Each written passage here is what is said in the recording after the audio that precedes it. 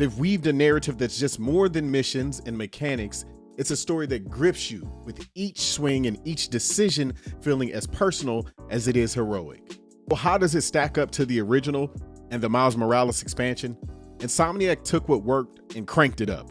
The game feels familiar yet refreshing, with a New York City that's not just bigger but more alive, more responsive, and more detailed. In Spider-Man 2, the narrative complexity is elevated by interweaving the lives of Peter Parker and Miles Morales, contrasting with games like God of War, which typically focus on a singular central character. Unlike the bespoke mythological tapestry of God of War, where the narrative can venture into unexpected territories, Spider-Man stories often adhere to familiar themes: heroism, duality, and responsibility. This installment acknowledges those expectations, but also deepens the experience by presenting dual protagonists, each with a unique perspective.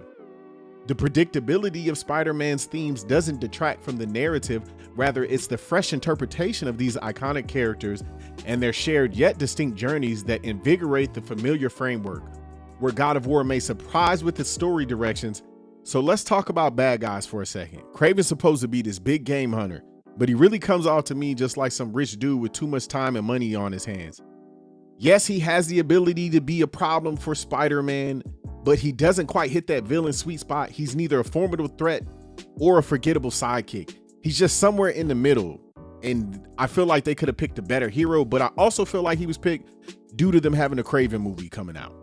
Players can choose between fidelity, which enhances high resolution up to 4K in a 30 FPS frame rate, and performance mode, which prioritizes smoother action at 60 FPS, but at a lower resolution ranging from 1080p to 1440. Fidelity mode offers Insomniac's temporal injection anti-aliasing, ensuring a sharper image, while performance mode adjusts pixel counts for fluid movement, occasionally at the expense of brief frame rate drops during intense scenes. No matter the mode, ray trace lighting is a constant, enriching the game's visual depth with realistic reflections and lighting. Characters in the game now display a range of emotions that are strikingly lifelike, allowing for a deeper connection between the player and the virtual world. This fidelity not only enhances the storytelling, but also brings a new level of depth to the in-game interactions. It's not just about watching a story unfold, it's about feeling the triumphants and tribulations of the characters as their expressions convey subtleties that were previously unattainable in gaming. The facial mocap technology means that every grimace, smirk, and eyebrow raise is captured and rendered with an astonishing degree of realism. This not only makes cutscenes more engaging, but also adds a layer of realism to gameplay, making conversations and character reactions during the heat of a combat feel more dynamic and impactful.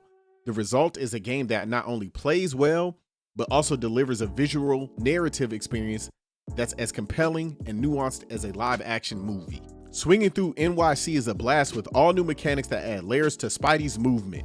The wingsuit is a game changer, offering new perspective on the iconic skyline. The addition of a wingsuit is a significant enhancement. Not only does it inject a fresh dynamic into traversal, but it also allows players to experience the city from a new vantage point, likely providing opportunities for aerial acrobatics and possibly even affecting stealth and combat approaches. Combat's been redefined too, with the parry system that adds depth and strategy. It's not just punch and dodge anymore. It's about timing and it's about finesse. The introduction of a parry system means that players will need to be more reactive and strategic. Rather than relying on known combat patterns, this change could potentially increase the skill ceiling and give players a sense of growth as they master timing and precision to counter enemy attacks effectively. It suggests that players will be engaging in fights that feel more personal and intense, with the focus on individual duels and the satisfaction of outmaneuvering opponents in real time. These enhancements to the core mechanics are designed to deepen the player's immersion of the role of Spider-Man, providing a more nuanced and rewarding gameplay experience. The changes aim to balance accessibility for new players with the depth and complexity that longtime fans crave, ensuring that the game feels fresh, exciting, and engaging for all. The game is not perfect by any means. The combat differentiation between Peter and Miles could have been a standout feature. They super dropped the ball on this, feels like a huge missed opportunity. And let's not forget about the side missions that are less than adventurous and more like errands.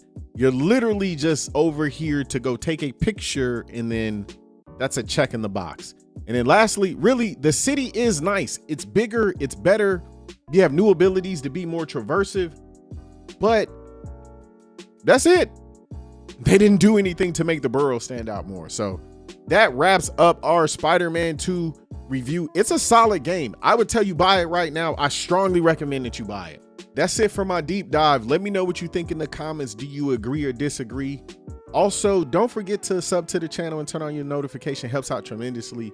And for those that have made it to the very, very end, thank you for that. This is my first time doing a review video, so I look forward to your feedback. Peace.